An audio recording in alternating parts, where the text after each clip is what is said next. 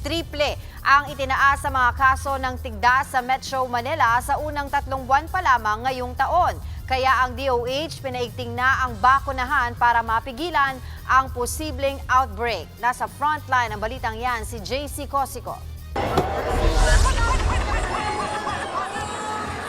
Pagmamasahihin, mami, ha?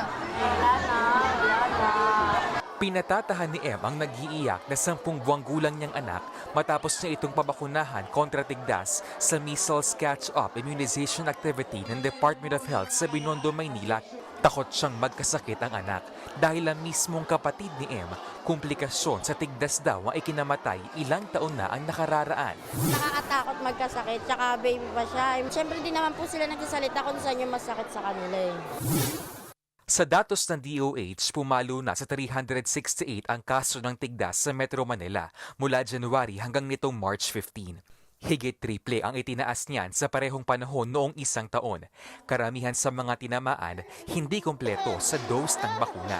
Pwede ring busy yung mga magulang, no, mga nanay, hindi maidala sa mga health center yung kanilang mga anak para mapabakunahan.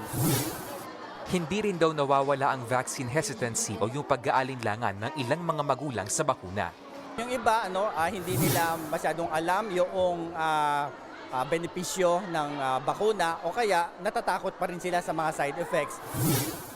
Paniniguro ng DOH, ligtas at epektibo ang mga bakuna. Lalo sa tigdas na lubhang nakakahawa at maaaring kumalat sa pamamagitan ng pag-ubo at pagbahing.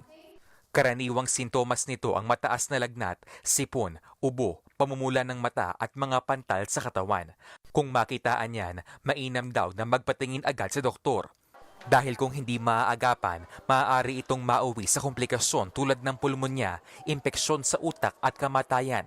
Mas delikado ang tigdas sa mga batang wala pang 5 taong gulang. Yung measles, nauuwi yan sa mga delikadong komplikasyon, lalong-lalo na kung mahina yung resistensya ng bata. Para maiwasan ang outbreak ng tigdas, target ng DOH na mabakunahan ang higit 400,000 kabataan sa Metro Manila. Magtatagal ang Phase 1 ng vaccination hanggang sa March 28, habang ang Phase 2 naman ay target simulan sa ikalawang quarter ng taon. Nagbabalita mula sa Frontline, JC Cosico, News 5. Mga kapatid, Dimples Romana po, kumpletuhin ang inyong umaga ng mga kwentong puno ng inspirasyon. Salubungin po ang bawat araw ng may ngiti at pag-asa. Kaya't mag-subscribe na po at mag-follow na sa aming social media pages ng News 5.